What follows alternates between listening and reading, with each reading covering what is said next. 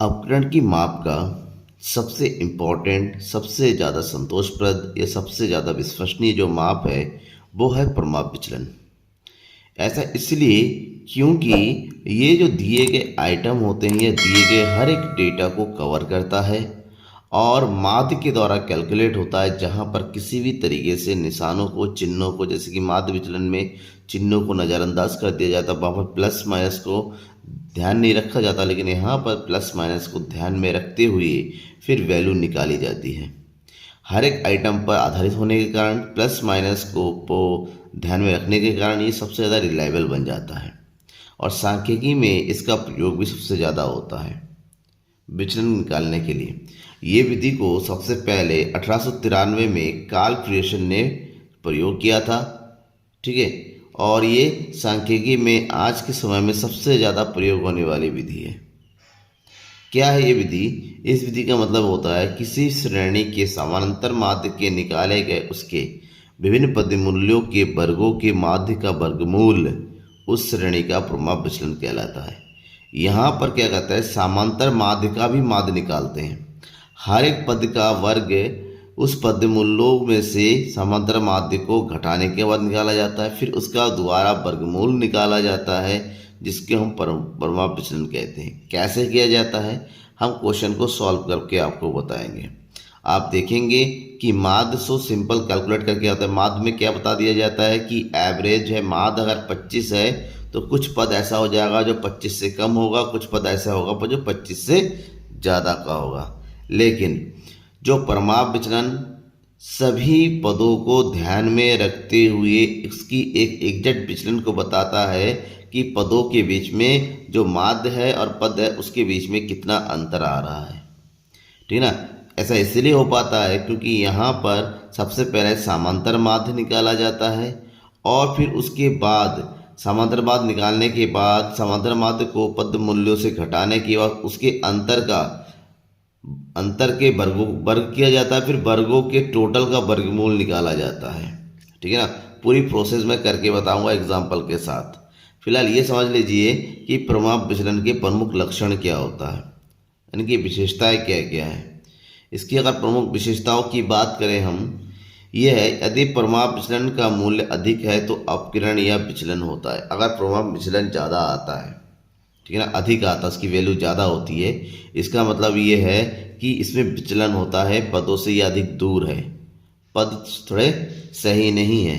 लेकिन अगर प्रभाव विचलन का मूल्य कम होता है तो इसका मानना यह है कि समांकों में अधिक सजातीय आता है, यानी कि जो समांक है वो एक दूसरे से ज़्यादा अधिक निकट है और एक दूसरे से ज़्यादा संबंधित है। दूसरा, यदि दो वितरण का माध्य एक समान है, यानी कि कोई भी दो वितरण का माध्य, ठीक है ना, दो क्वेश्चन है, दो सीरीज है, उसका अगर माध्य निकालते दोनों ही एक जैसा है तो उस दशा में जिस श्रेणी का प्रमाप विचलन छोटा होता है उसका माध्य अधिक प्रतिनिधित्व करता है। प्रमाप विचलन का कम होना ये बताता है कि यहाँ के जो माध्य है वो सटीक निकला है और वो हर एक पदों पर आधारित विचलन करता हुआ होता है। और थर्ड है, प्रमाप विचलन पदों के चिन्हों की उपेक्षा नहीं करता है। यहाँ पर हर पद के प्लस या माइनस को इग्नोर नहीं किया जाता है, इसी के अकॉर्डिंग कैलकुलेशन किया जाता है। इसी के बारे में प्रोफेसर जेम्स ड्रेवर ने कहा था कि पदमाला के पदों के मदद से पदों के विचलनों के वर्गों के योग का वर्गमूल पद विचलन कहता है। समझिए, पदमाला के पदों का माध्य, फिर माध्य से पदों का विचलन, माध्य मतलब मीन से विचलन निकाला जाता है कि डी मतलब डेविएशन। ये निकालने का तरीका था पदों में से पदों के माध्य को घटाया जाता है, फिर जो डी निकालेंगे उस डी का वर्ग करेंगे और वर्ग करने के बाद लास्ट में इसका क्या निकालेंगे, वर्गमूल निकालेंगे, वर्गों का योग का, इस तरीके से। और ये जो है ये प्रमाप विचलन होता है, ठीक है ना। थोड़ी जटिल प्रणाली है, जटिल प्रोसेस है, लेकिन आपको समझ में आ जाएगा कि कैसे निकालते हैं। इतना करेंगे, पहले वो निकालो, माध्य निकालो, फिर डेविएशन निकालो, फिर डेविएशन का स्क्वायर करो, फिर उसको फार्मूला लगाओ। थोड़ा लंबा चौड़ा दिखने में लगता है लेकिन इजी है, कर लेंगे। प्रमाप विचलन को सिग्मा के थ्रू दिखाते हैं। अब बात आती है यहाँ पर एक कि माध्य विचलन और प्रमाप विचलन का आखिर अंतर ही क्या है। तो सबसे पहली बात यह है कि माध्य विचलन में किसी भी तरीके से बीजगणितीय चिन्हों को ध्यान में नहीं रखा जाता था। यहाँ पर प्लस माइनस दोनों समान होते, सबको जोड़ दिया जाता था। लेकिन यहाँ पर ध्यान में रखा जाता है, प्लस वालों को जोड़ा जाता है, माइनस वालों को घटा दिया जाता है, फिर जो शुद्ध मात्रा आती है उसी का विचलन निकाला जाता है। इसका माध्य से, माध्यिका से, बहुलक से कैलकुलेट कर सकते हैं, बट इसका कैलकुलेशन केवल और केवल समांतर माध्य से ही होता है। राइट, आगे बढ़ते हैं। तो प्रमाप विचलन के बारे में पता करने के बाद इसके प्रमुख गुणों के बारे में कि इतने इसके गुण क्या क्या जिससे इतना ज़्यादा। सबसे पहला गुण तो होता है कि ये समंक माला के सभी पदों पर आधारित होता है, कोई भी पद इससे छूटता नहीं है। ये शुद्ध गणितीय विधि पर आधारित होता है क्योंकि इसमें किसी प्रकार के चिन्हों की अवहेलना नहीं की जाती है। प्रतिचयन में महत्वपूर्ण होता है, प्रतिचयन का मतलब सैंपलिंग में। अगर आप सैंपलिंग कर रहे हैं तो सैंपलिंग में ये विधि बहुत ज़्यादा प्रयोग, क्योंकि इस विधि के द्वारा सैंपलिंग निकालने के बाद डेविएशन से पता कर लिया था क्या ये हर एक पद को प्रतिनिधित्व करता है या नहीं करता है। ये स्पष्ट एवं निश्चित माप प्रोवाइड कराता है, साथ ही साथ ये बहुत ही ज़्यादा उपयोगी होता है और सांख्यिकी में सबसे ज़्यादा। लेकिन इतना बावजूद होने के बाद प्रमाप विचलन की कुछ दोष भी है। दोष कौन कौन से हैं? इसकी गणना क्रिया थोड़ा कठिन है, थोड़ी कॉम्प्लिकेटेड है, स्टेप्स ज़्यादा है, वर्ग निकालने पड़ते हैं और कहीं पर कोई वर्ग का वर्गमूल पॉइंट में आ गया फिर तो उसका कैलकुलेशन थोड़ा और हार्ड हो जाता है। सीमांत पदों का अधिक महत्व दिया जाता है यहाँ पर, ठीक है ना। साथ ही साथ इसको समझने में थोड़ी कठिनाई होती है, इसको वही समझ सकता है जो सांख्यिकी के बारे में, सांख्यिका में महारत हासिल रखता हो, सांख्यिकी को समझता हो, पढ़ा हुआ हो। नॉर्मल आदमी ये देख के समझ नहीं सकता कि इसकी वैल्यू क्या है, ठीक है। अब इसके बाद प्रमाप विचलन का गुणांक भी निकालने के लिए कहा जाता है। आपको सबसे पहले गुणांक निकालने के लिए प्रमाप विचलन निकालना पड़ेगा। जो भी प्रमाप विचलन होता है उसको उसके माध्य से डिवाइड कर देना होगा। इसका मतलब प्रमाप विचलन बटे गुणा समांतर माध्य, ये फार्मूला होता है प्रमाप विचलन गुणांक का, ठीक है। चलिए अब हम कैलकुलेट करते हैं और कैलकुलेट करने के लिए कौन कौन सा फार्मूला है प्रमाप विचलन का उसकी भी बात कर लेते हैं। आज की इस वीडियो में मैं आपको व्यक्तिगत श्रेणी में प्रमाप विचलन की गणना करना बताऊंगा कि व्यक्तिगत श्रेणी में किस तरह से जो है प्रमाप विचलन की गणना होती है। देखिए, इस श्रेणी में प्रमाप विचलन की गणना करने की दो प्रमुख रीति है। एक है प्रत्यक्ष और एक है अप्रत्यक्ष यानी कि लघु रीति। प्रत्यक्ष रीति में फार्मूला लगाया जाता है समय sigma equal to under root summation D square upon N, या फिर इसकी जगह हम एक्स माइनस मीन। क्यों? क्योंकि यहाँ पर डी का फार्मूला होता है, डी को पदों में से पदों के माध्य को घटा कर निकाला जाता है, ठीक है ना। फिर इसका स्क्वायर किया जाएगा, स्क्वायर करने के बाद फार्मूला लगाया जाता है। एग्जाम्पल के साथ बताता हूँ। या फिर फार्मूला यूज़ किया जाएगा, यहाँ इस विधि में हमें एक्चुअल मीन निकालने की ज़रूरत नहीं है, यानी कि ये मीन निकालने की कोई ज़रूरत नहीं है, डायरेक्ट ये वाला फार्मूला लगा सकते हैं। X square upon N minus bracket summation X upon N का होल स्क्वायर का अंडर रूट, ठीक है। यहाँ पर मीन निकालने की जरूरत नहीं क्योंकि ऑलरेडी ये जो है मीन का फार्मूला यहाँ ही पर पुट कर देते हैं, लगा देते हैं। तो कैसे करेंगे इन दो फार्मूले को लगा के? तो पहले प्रत्यक्ष रीति से, पहले अप्रत्यक्ष रीति से। एक क्वेश्चन है मेरे पास, मजदूरी अर्जित करने वाले साप्ताहिक आय से प्रमाप विचलन की गणना कीजिए। ये सप्ताह है और ये आय है, इसके द्वारा हम निकालेंगे। सबसे पहले प्रयोग करेंगे प्रत्यक्ष रीति का। प्रत्यक्ष रीति में हमें चाहिए कि एक्चुअल मीन, ठीक है ना। प्रत्यक्ष रीति में चाहिए एक्चुअल मीन। तो सबसे पहले जो आय है, आय को मानते हैं हम एक्स, ये हमारे पास सीरियल नंबर, इससे कोई मतलब नहीं है, हमें एक्स चाहिए। एक्स का टोटल चाहिए तो ये हो जाएगा समेसन एक्स। इन सबको टोटल करेंगे 54, 62, 63, 65, 68, 61, 71, 73, 78, 82, 84। तो इन सबका टोटल करेंगे, ये आ जाएगा 700। और हमें चाहिए एन, कितने आइटम है? 10। तो सबसे पहले आप क्या करो, मीन निकालो। तो मीन बराबर होता है समेसन एक्स अपॉन एन, यानी कि 700 बटे 10 बराबर 70। मीन 70 आ गया। अब इसका प्रयोग करो क्या निकालने के, डी निकालने के।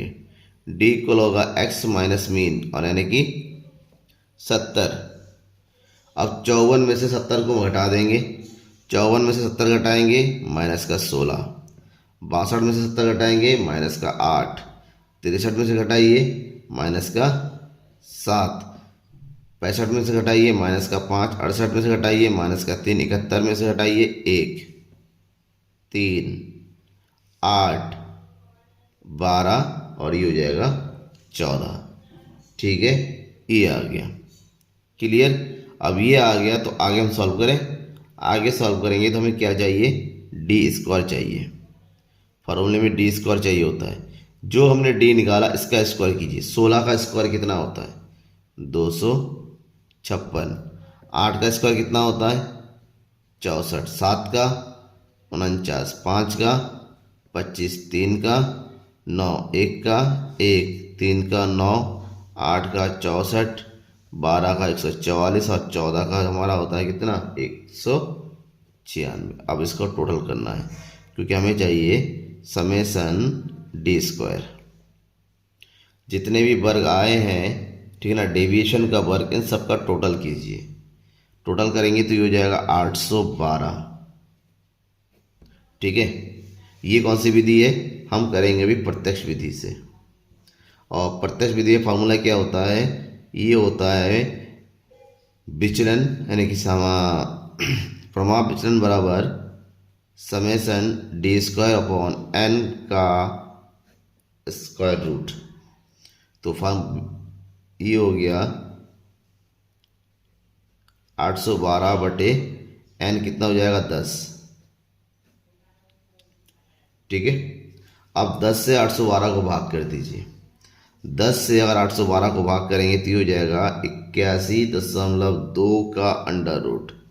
अब आपको अंडर रूट निकालना आना चाहिए। अंडर रूट का मतलब वर्गमूल।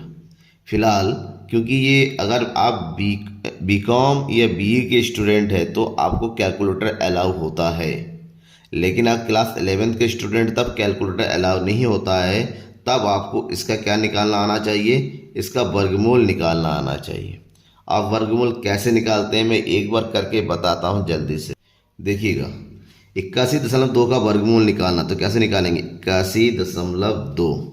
वर्गमूल निकालने का तरीका होता है भाग विधि का प्रयोग करते हैं। इस तरह से इसका पेयर बना लेते हैं। ये एक पॉइंट से पहले का पेयर, ये पॉइंट के बाद एक ही सिंगल है तो इसको जीरो लगा के पेयर बनाते हैं। अब हमें ये देखना है कि 81 जो है किसके स्क्वायर रूट में सही से आ जाता है। अब हमारा टेबल जो है नॉर्मल वाला डिवाइड नहीं करते कि 2 दूनी 4 2 3 से। यहाँ पर जो टेबल का रूल होता है, जिस भी नंबर का हम डिवाइड करेंगे उतनी बार ही करना है कि सब कुछ स्क्वायर में होता है। 2 2 ज़ा 4, 3 3 ज़ा 9, 4 4 ज़ा 16, 5 5 ज़ा 25, यानी कि हर एक चीज़ स्क्वायर में करेंगे। तो 81 किसके स्क्वायर में आता है, ये आता है 9 के स्क्वायर में। तो 9 से डिवाइड करेंगे, 9 9 ज़ा 81। रूल ये होता है कि इसको डिवाइड करने का माइनस करेंगे, जो भी आएगा 0, और इतनी बार डिवाइड किया है 9 उसको इसी के साथ ऐड कर दिया जाता है। तो 9 और 9 कितना हो गया, 18। इधर कुछ बचा नहीं है, पॉइंट लगाया, उधर बढ़ा दिया और ये 2 0 नीचे आ जाएगा। ठीक है, लेकिन 18 से ये 20 डिवाइड नहीं होगा, लेकिन रूल होता है इसके आगे हर बार इसके आगे एक एक डिजिट बढ़ाना होता है। अगर 18 के आगे एक भी डिजिट बढ़ाएंगे, अगर एक भी बढ़ाते तो कितना हो जाएगा, ये 181 कम पड़ जाएगा। तो इसका मतलब यहाँ पर 0 बढ़ाना पड़ेगा। ऑलरेडी हमने एक नंबर उतारा था, लेकिन 0 बढ़ाने के लिए हम यहाँ पर एक 0 बढ़ा देंगे। एक 0 बढ़ाने से हम यहाँ पर डबल 0 बढ़ा सकते हैं, क्योंकि ये स्क्वायर में काम होता है। एक 0 यहाँ पर 2 0 बढ़ाता है। अब एक 18 के आगे ऐसा नंबर बताइए, ऐसा डिजिट बढ़ाइए कि 2000 को डिवाइड कर सके। ठीक है, तो अगर हमने एक बढ़ाया तो ये कितनी बार जाएगा, 81, 1 8 1 8 1 181। सॉरी, एक 0 यहाँ पर एक 0 बढ़ेगा तो यहाँ पर भी एक 0 बढ़ेगा, तो ये हो जाएगा 01। तो ये कितनी टाइम जाएगा, बेसिकली एक ही टाइम जाएगा, यानी कि 1801। कितना बचेगा यहाँ पर 9, इधर बचेगा 9, इधर बचेगा 1। ठीक है, हमें 2 डिजिट मिल गया। बेसिकली पॉइंट के बाद 2 डिजिट तक कैलकुलेट किया जाता है, तो यहीं पर छोड़ते हैं। 9.01 हमारा आंसर है, ये हो जाएगा 9.01। आपको सबसे पहले वर्गमूल निकालना आना चाहिए। ठीक है, इसके लिए मैं अलग से एक वीडियो बना दूंगा वर्गमूल कैसे निकालते हैं। फिलहाल आप यहाँ पर इतना ही समझिए। ये तो हो गया प्रत्यक्ष विधि। लेकिन अगर आपको लघु विधि का प्रयोग करना है, लघु विधि का प्रयोग कैसे करते हैं, इसमें होता है sigma equal to under root summation X square upon N minus summation X upon N का होल स्क्वायर। ठीक है, एक्स तो ऑलरेडी दिया ही है, यहाँ पर हमें डी से मतलब नहीं है, हमें एक्स स्क्वायर चाहिए, तो एक्स का स्क्वायर कर दो। एक्स का स्क्वायर मतलब 54 का स्क्वायर, 62 का स्क्वायर, तो थोड़ा सा लंबा हो जाएगा। तो 54 का स्क्वायर कितना हो जाएगा 2916, 62 का स्क्वायर निकालेंगे 3844, 63 का स्क्वायर निकालेंगे 3969 और 65 का स्क्वायर करिए 4225, फिर है 68 का स्क्वायर है 4624, फिर है 71 का स्क्वायर 5041, नेक्स्ट 73 का स्क्वायर हो जाएगा 5329, 78 का स्क्वायर है 6084, 82 का स्क्वायर है 6724, एट लास्ट 84 का स्क्वायर निकालेंगे, ये होगा 7056। अब सबका टोटल कर दीजिए तो आ जाएगा समेसन एक्स स्क्वायर। टोटल करेंगे ये आ जाएगा 49,812। अब इसको उठाइए, फार्मूला रहेगा, ये देखिए कैसे आएगा। समेसन एक्स स्क्वायर यानी कि 49,812 अपॉन एन कितना है 10 माइनस समेसन एक्स कितना है 700, यहाँ पर ये 700 अपॉन 10 का स्क्वायर। ठीक है, ये आ गया। अब 10 से डिवाइड करेंगे इसको, ये जाएगा 4981.2 माइनस 10 से डिवाइड करेंगे तो हो जाएगा 70 का स्क्वायर। तो 4981.2 माइनस 70 का स्क्वायर करेंगे तो कितना आ जाएगा 4900। तो 49 इससे 4900 को माइनस कर देंगे तो यहाँ पर बचेगा हमारे पास 81.2। ठीक है, सेम देखिए ये वाला आ गया, सेम आ गया, तो इसका आंसर भी सेम ही होगा 9.01। यहाँ पर हमें अलग से इस बात की कैलकुलेशन करने की जरूरत नहीं पड़ती है, हमें डी स्क्वायर ये निकालना नहीं पड़ता, डायरेक्ट हम निकाल सकते हैं। ठीक है ना, इस फार्मूले से समझ में आ गया। कोई डाउट रहता है तो भी कमेंट बॉक्स में ज़रूर बताइएगा। और हाँ, सब्सक्राइब नहीं किया जिन्होंने अभी तक, चैनल को सब्सक्राइब जरूर कर लीजिएगा। लगातार मैं आपके लिए वीडियो लाता रहूँगा और आपका कॉन्सेप्ट इंपॉर्टेंट टॉपिक का क्लियर होता रहेगा। Thank you.